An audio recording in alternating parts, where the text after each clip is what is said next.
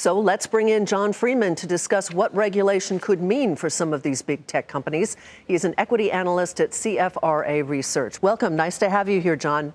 Well, thank you very much. Thank you for having me. It's a diverse group of companies. They're all in the tech space, of course, but they all do very different things. So how would regulation apply? Well, looking at historical perspective, the way it applied to Microsoft, there are certain remedies, the fines and so forth. Those are really immaterial. But for Microsoft, the big one was, of course, debundling the browser from the operating system, Windows, which actually didn't really affect, that much, in my opinion.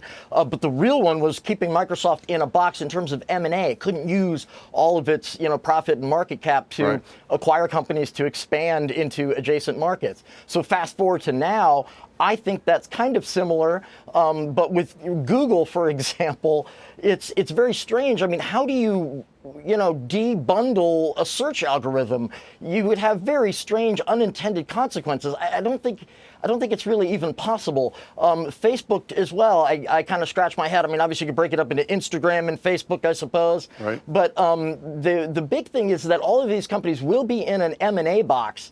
That is, they won't be able to use their market cap and their cash to buy companies to get into adjacent markets. And so. Apple, there are those who feel that Apple has had a stranglehold on the app market with its App Store and how much it charges and how much it does not allow some companies in with their developments.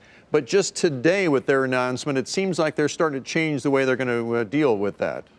Yeah, it's very interesting. Apple's definitely getting ahead of this regulation, I think, in a smarter way than the others. However, the App Store, at this point, I don't think that the App Store, is a huge that the bundling of the App Store. If they opened up the App Store to third-party providers, I don't think at this point it would really affect sales of iPhones or tablets. As a matter of fact, it might even enhance it at this point.